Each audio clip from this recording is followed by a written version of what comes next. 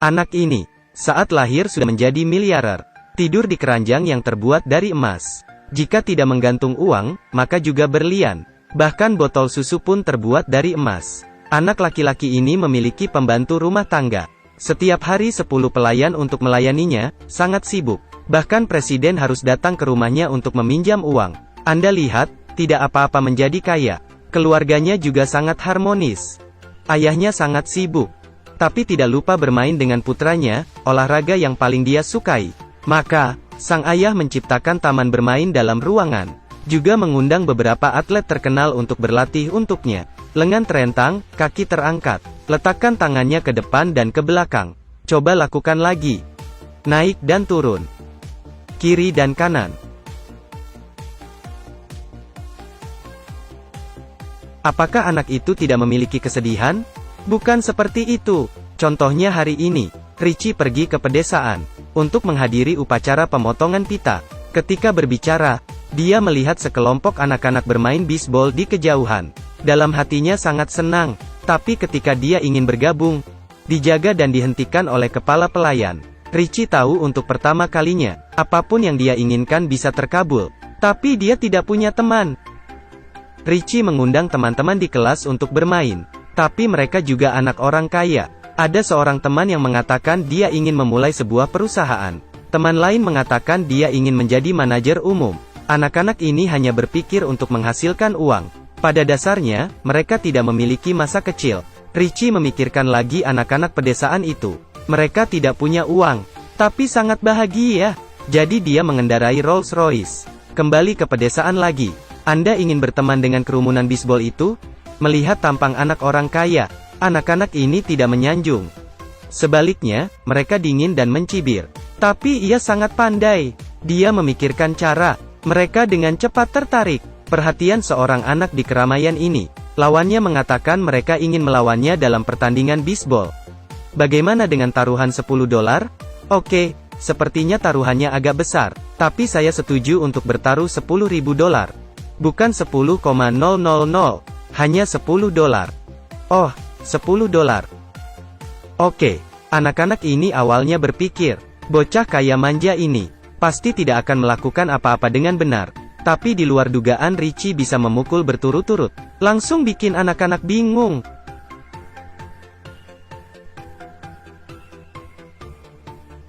Meskipun Richie tidak menunjukkan pada siapapun, tapi gadis kecil ini dibuat marah. Dia menyuruh Richie untuk mengambil uang itu dan pergi dengan cepat. Tapi Richie bermaksud mengajak mereka pulang untuk bermain.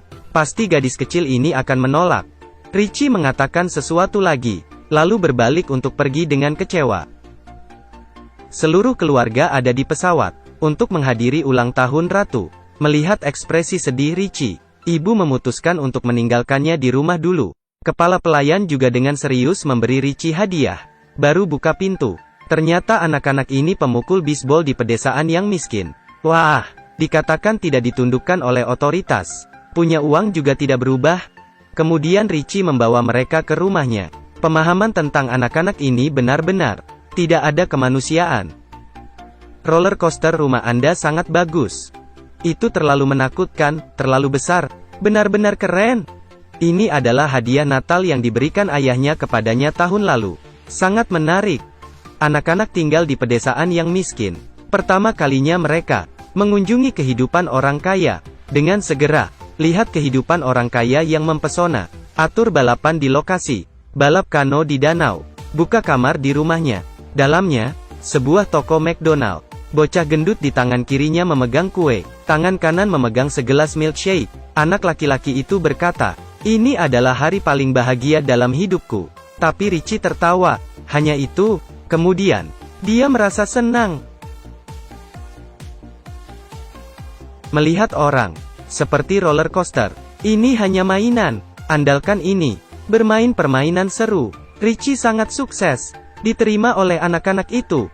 Tapi dirinya sendiri, juga mengalami hari paling bahagia dalam hidupnya. Ternyata, dikatakan jika kamu punya uang, kamu tidak bisa membeli teman. Itu palsu. Tepat pada saat itu, dari tempat kepala pelayan, ia harus menerima kabar buruk lagi. Orang tuanya duduk di pesawat pribadi. Sesuatu terjadi, bahkan GPS di rumah tidak dapat menemukan koordinatnya. Sebenarnya, semua ini adalah rencana yang dibuat-buat. Dan siapa di balik semua ini? Ternyata pamannya. Motifnya tidak harus dipikirkan. Hanya keluarga Richie yang menghilang. Kemudian dia bisa mewarisi semua properti. Tapi dia menghitung segala cara. Tapi tidak terhitung. Di saat terakhir, Richie tidak duduk di pesawat itu. Seharusnya sudah melewati hidup ini. Berdasarkan urutan warisan, Richie telah mengambil alih properti. Dia menjadi kepala keluarga. Orang termuda dalam sejarah berhak mengambil alih perusahaan. Buku harian bisnis, bocah itu menuduh direktur penggelapan dengan biaya keuangan. Buku harian bisnis, Richie belajar perdagangan. Pamannya tidak mengharapkannya. Meskipun Richie hanya anak berusia 10 tahun. Tapi sejak kecil dia belajar bagaimana mengelola dan mengoperasikan perusahaan. Jadi ia bisa membawa perusahaan lebih berkembang. Selanjutnya, dalam rapat direksi, dia telah menaklukkan semua pemegang saham. Langsung buat pamannya menjadi orang luar perusahaan. Pamannya sangat marah, membuat rencana lain. Dia menyalahkan kepala pelayan Richie. Fitnah dialah yang menciptakan kecelakaan itu. Jadi kepala pelayan itu dibawa pergi oleh polisi.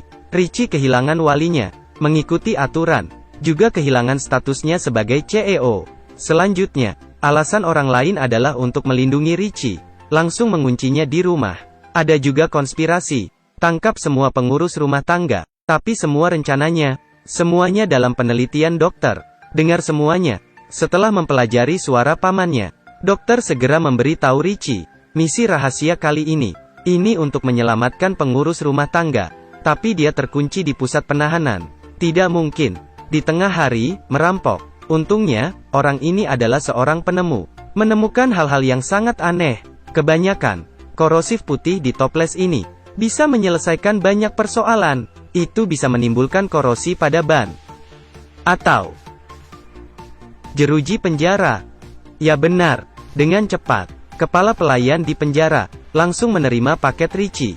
Dia pikir ini pasta gigi biasa, harus menyikat gigi dengan benar. Hasilnya, kepala pelayan melihat ke belakang. Di bawah kartu dengan kata-kata Latin terlampir. Dia baru mengerti. Pada akhirnya apa ini? Tapi terlambat. Pembunuh itu tiba sesuai jadwal.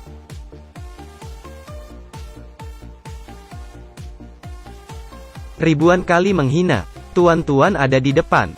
Pembunuhnya tidak hanya tidak bisa bertindak, pakaian juga diambil olehnya. Dirampok. Setelah menyelamatkan kepala pelayan, Richie tiba. Rumah gadis kecil ini. Gunakan jaringan untuk menyusup ke GPS rumahnya. Ini dia dan kontak ayahnya. Ayahnya dan dia menghubungi. Kali ini segera cari koordinatnya. Tapi sesegera mungkin saat terhubung, koneksi jaringan langsung terputus. Tidak ada cara. Richie membawa anak-anak kembali ke rumah untuk kembali berhubungan dengan ayahnya. Anak-anak ini berada di kediaman pribadi. Anak-anak membawa pupuk kimia, menumpuknya. Setelah menemukan penjaga, tembak.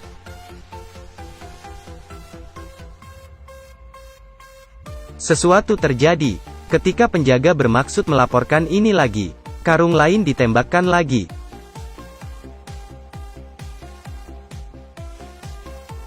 Richie membawa anak-anak berlari ke kamarnya. Tapi pada saat itu, dia menemukan lagi. Dokter telah ditangkap lagi. Maka itu bagus, karena dia memiliki niat yang paling banyak. Memang, dia memanipulasinya. Segera mengoordinasikan ramuannya. Kemudian tuangkan ke dalam tabung.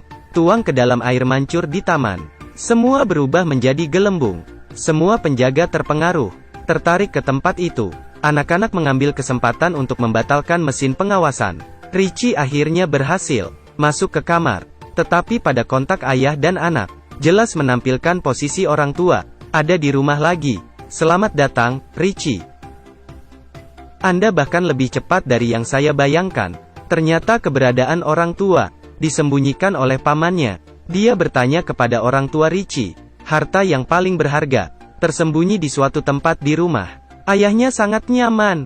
Itu tersembunyi di balik jendela. Dia membuka tirai. Melihatnya, ukiran gunung keluarga mereka. Begitulah rejeki mereka. Harta karun bisa lagi mengisi seluruh gunung. Setelah mengetahui lokasi harta karun itu, dia membawa beberapa orang bersamanya. Pergilah ke gua gunung tempat harta karun disembunyikan. Pintu di sini dibuka berdasarkan suara. Nyanyikan lagu ini. Sesame buka pintunya gelombang. Kata Sandi yang benar. Terima kasih, pasangan ini. Beberapa pintu lain juga dibuka. Tapi ketika pamannya berharap untuk masuk, ditemukan di dalamnya semua benda berharga. Sebenarnya hanya barang lama, penuh dengan kenangan keluarga Richie. Pamannya sangat marah, ingin membunuh 2 orang di tempat. Saat itu Richie masuk. Siapa yang mengira? Bahkan anak-anak pun tidak berniat untuk memaafkan. Melepaskan beberapa tembakan ke Richie berturut-turut. Tanpa diduga Richie memakai pakaian anti peluru yang ditemukan oleh dokter. Tidak kehilangan apapun. Kembali ke posisi serangan balik. Ayah, kunci dia di dalam. Anak berhati-hati. Keluarga Richie pergi dari telinga. Melarikan diri. Bersembunyi di mulut patung. Tapi saat itu pamannya berdiri di atas, menggunakan senjata untuk menargetkan keluarga mereka. Tetapi kemudian, kepala pelayan dari jauh segera gunakan laser.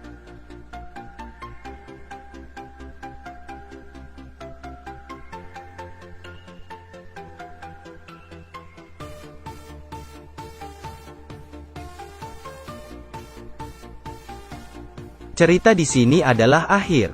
Nama film ini adalah Richie Rich. Percaya bahwa ada banyak orang dalam kenangan masa kecil mereka. Banyak orang. Sepanjang film ini adalah pertama kalinya mereka menyadarinya. Anak orang kaya, hidup mewah.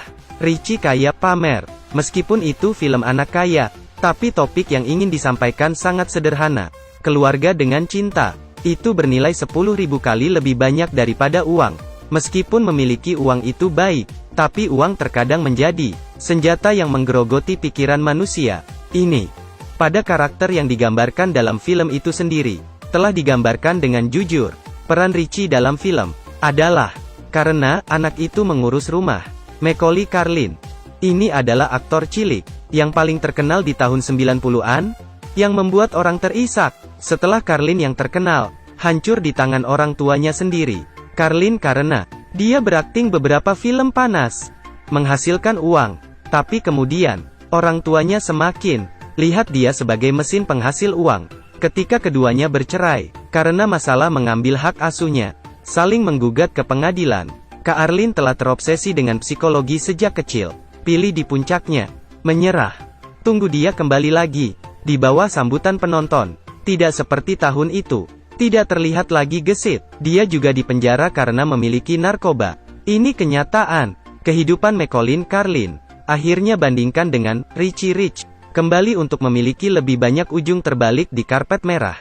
Mungkin ini kenyataan. Oke, sekian cerita hari ini. Saya adalah Night Owls. Sampai jumpa minggu depan.